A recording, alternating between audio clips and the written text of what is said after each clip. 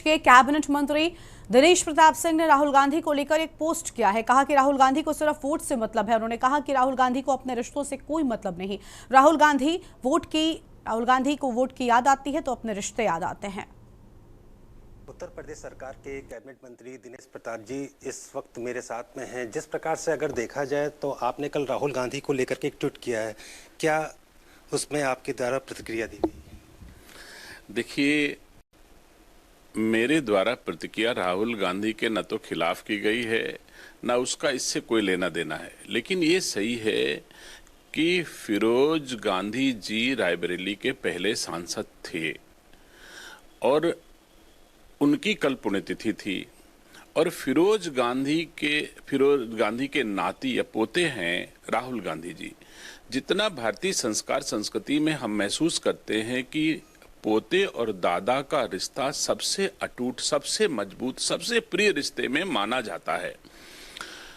और अगर ये पूरा गांधी प्राइवेट लिमिटेड कंपनी जब श्री राजीव गांधी जी की पुण्यतिथि आती है तो फूल लेकर के उनके समाधि पर खड़े होते हैं। खड़े होना चाहिए, इसका मैं समर्थन करता हूं।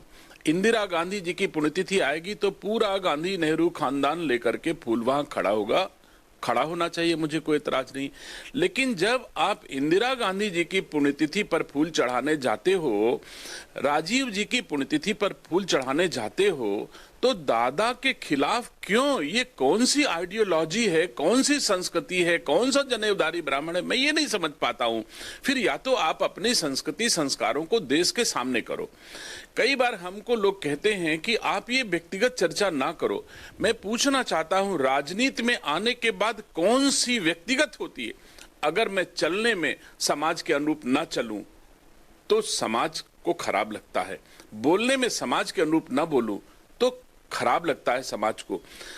अगर हम आचरण व्यवहार समाज के संस्कृति के हिसाब से ना करें तो समाज को खराब लगता है। और अपने को सामाजिक आदमी कहते हो, तो जब सामाजिक आदमी को समाज के हिसाब से चलना फिरना, उठना बैठना, बोलना है तो क्या पर्सनल है? ये समझ नहीं पाता। कौन सा पर्सनल हो गया?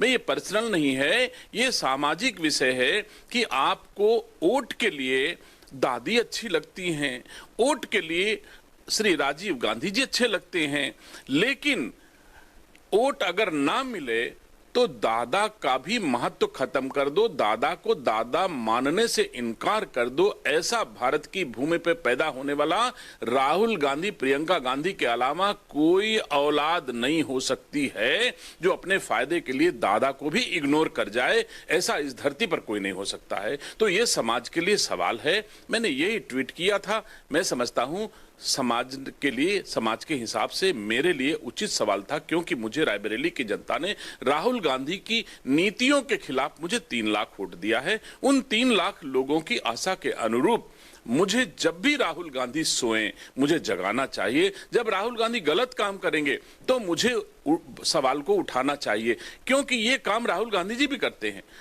राहुल गांधी जी सदन में प्रधानमंत्री जी के हम तो सभ्यता से करते हैं। राहुल गांधी जी तो मोदी आता है, मोदी जाता है, फलाना, कैसे भाषा बोलते हैं। मैं तो सम्मान के साथ कहता हूं, अपनी संस्कृति की गरिमा में रह करके सवाल उठाता हूं। लेकिन उनको तो भगवान ने यह भी नहीं दिया कि कम से कम भारत के प्रधानमंत्री का नाम कैसे लिया जाए, भारत के प्रधानमंत्री की मां का सम्मान कैसे किया जाए।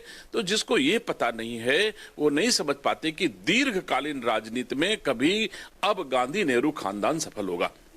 धन्यवाद जी। जिस प्रकार से देखा जाए, कल एक्स पे जो है मंत्री जी के द्वारा राहुल गांधी पर एक आरोप लगाया था कि सिर्फ वो वोट के लिए जो है राजनीति करते हैं, अपने रिश्तों को भूल जाते हैं। वहीं पर अखिलेश यादव के द्वारा जो लगातार पोस्टर वार किए जा रहे हैं, तो उसको लेकर के उन्होंने कहा कि दोनों लोग में, राहुल गांधी और अखिलेश यादव की सोच में काफ़ी अंतर है। अब ये देखना है कि आने वाले 2027 के चुनाव और साथ ही साथ जिस प्रकार से राहुल गांधी पर जो बयान, जो आरोप लग रहे हैं, तो उसमें इसका उत्तर प्रदेश में कितना असर देखने को मिलेगा। कैमरामैन आदित्य के साथ मनीष तिवारी, के न्यूज़, लखनऊ।